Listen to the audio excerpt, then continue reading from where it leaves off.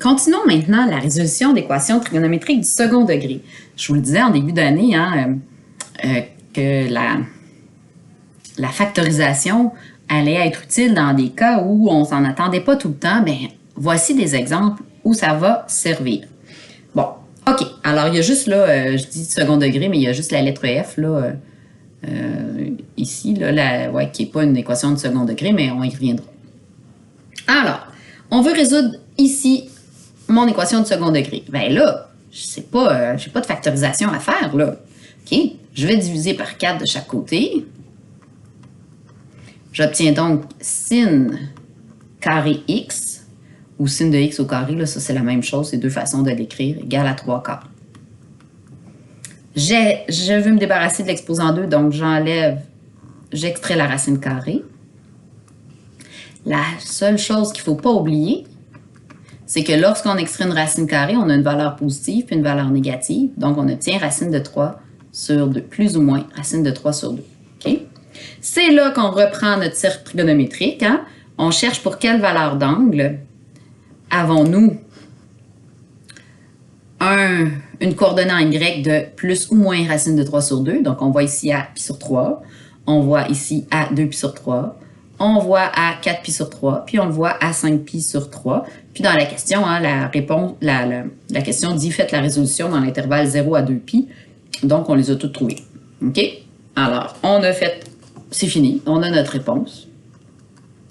C'est les 4 valeurs d'angle dans notre cercle trigonométrique qu'on avait. D'où l'importance de bien connaître votre cercle trigonométrique.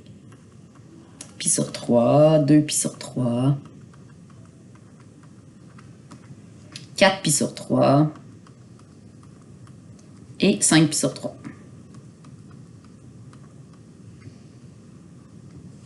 Si on fait la lettre B maintenant, donc la lettre B, je vais changer de couleur, ça me tente. Je vais faire la même chose, je divise par 3. J'obtiens donc tan carré x égale à 1 tiers. On extrait la racine carrée. On n'oublie pas qu'on obtient donc plus ou moins racine de 1 tiers.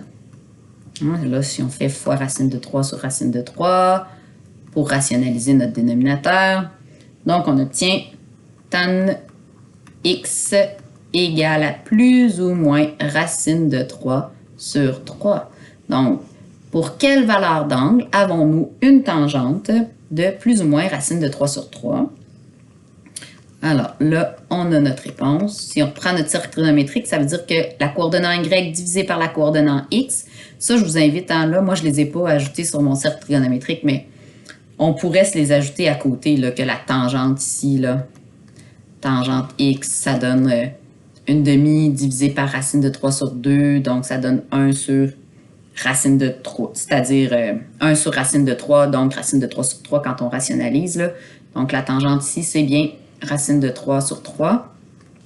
Fait que là, on l'a ici pour 5 pi sur 6, on l'a pour 7 pi sur 6, puis on l'a pour 11 pi sur 6. Voilà. Alors, on a comme valeur d'angle pi sur 6, 5 pi sur 6, 7 pi sur 6 et 11 pi sur 6. On continue. On va les faire ensemble, cette page-là, parce que c'est pas tout le temps évident. Ici, là, j'ai vraiment un polynôme. Hein? J'ai une expression du second degré, donc une équation, excusez, du second degré. Je vais tout mettre du même côté, je vais mettre ça égal à 0. C'est exactement comme si j'avais x au carré plus 2x plus 1. Vous voyez ça de la même façon. Ben là, ça ne va pas être plus 2x parce que quand je l'amène de l'autre côté, ça va faire moins 2x. Là. J'ai donc sin carré x moins 2 sinus x plus 1 égale à 0. Alors, imaginez-vous que vous avez... Je vais le mettre en bleu pour pas que vous confondiez avec Okay, imaginez-vous que vous avez x au carré moins 2x plus 1 égale à 0. Oubliez les sinus, là. Pour le moment, c'est une équation du second degré. OK? Bien, ça ici, c'est une belle différence de carré. Ça, c'est un carré parfait. Ça, c'est un carré parfait.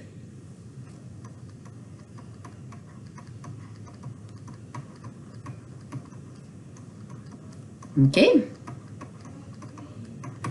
Alors, on obtient, quand on factorise, on obtient donc sin de x moins, parce que c'est moins qui est ici, 1, qu'on met au carré, égale 0. Donc, si j'extrais la racine carrée de chaque côté, j'obtiens donc sin de x moins 1 égale à 0. Ça veut dire que sinus x égale à 1. Donc, pour quelle valeur d'angle avons-nous un sinus qui est égal à 1? Bien, c'est à pi sur 2 seulement. Donc, voilà notre réponse. On va en faire un autre. J'ai tan carré x plus tangente x égale à 0. Ah, qu'est-ce que je peux faire? C'est là que je vais penser de faire ma simple mise en évidence. Je vais mettre tangente x en évidence. Il me reste donc tangente x plus 1 qui est égal à 0. Bien là, j'ai mes deux cas possibles, j'ai mes deux facteurs, soit que tangente x est égal à 0 ou que tan de x plus 1 égale à 0. Donc ici, ça donnerait que tangente x égale moins 1. Donc, pour quelle valeur d'angle avons-nous une tangente qui est égale à 0? Si je regarde mon cercle trigonométrique, je l'ai pour x qui vaut 0 et pour x qui vaut pi.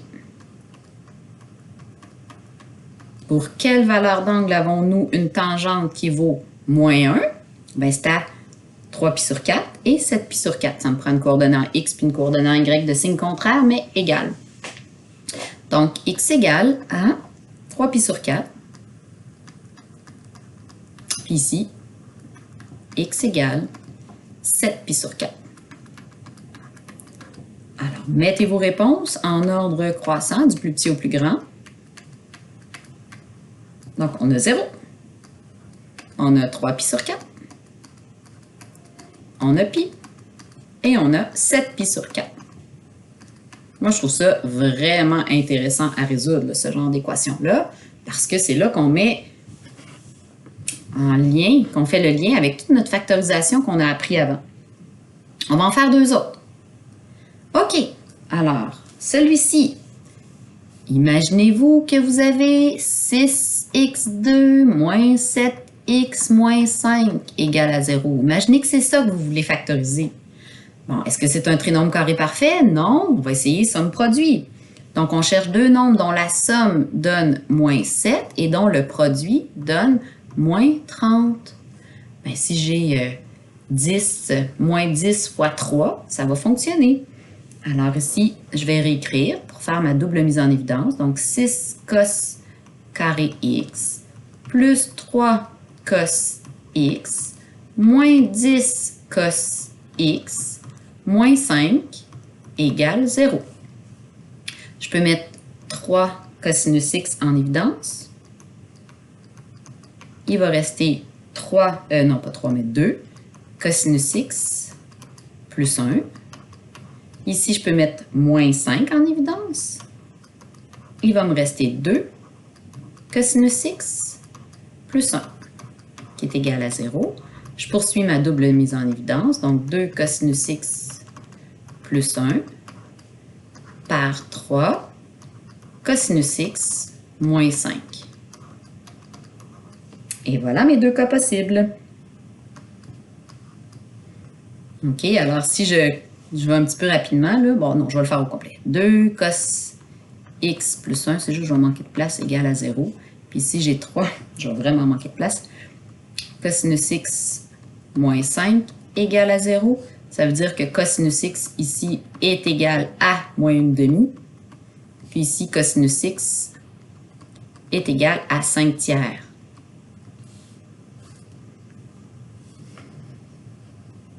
5 tiers. C'est louche, parce que les sin et cos ne peuvent jamais être plus grands que 1.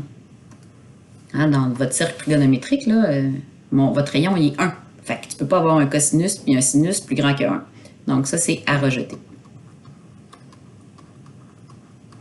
Voilà. Donc, on cherche pour quelle valeur d'angle avons-nous un cosinus égal à moins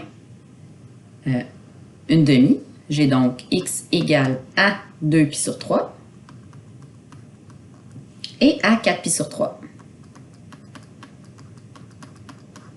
Là, je prends les deux valeurs positives hein, parce que dans mon intervalle, c'est vraiment de 0 à 2 pi.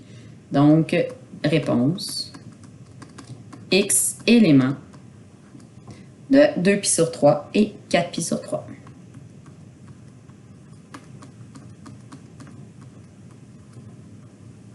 On en fait un dernier. Celui-là, bon, c'est pas une équation du second degré, c'est vrai, parce que j'ai exposé en 3, mais ça va le devenir. Je vais mettre sinus x en évidence. Il va me rester 4 sin carré x moins 1. Et ça, qu'est-ce que c'est? Ben, c'est une différence de carré. Ça veut dire que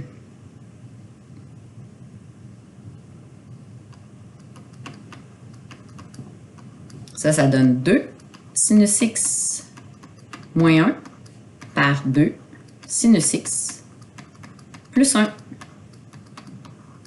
Fait que j'ai mes trois possibilités. Soit que sinus x égale 0, soit que, ici, là, je vais le résoudre tout de suite, là, soit que sinus x, c'est égal à 1/2, ou soit que sinus x, c'est égal à moins 1/2. Et donc, j'ai mes valeurs d'angle ici, soit que x va être égal à 0, à pi, puis à 2pi.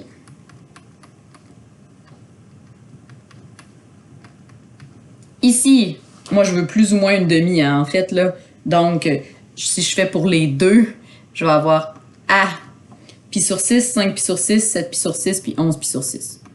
Donc, ça revient au même là, de dire plus ou moins 1/2, on est d'accord? Donc, on a pi sur 6, 5 pi sur 6. Vous avez juste à consulter votre cercle trigonométrique, là.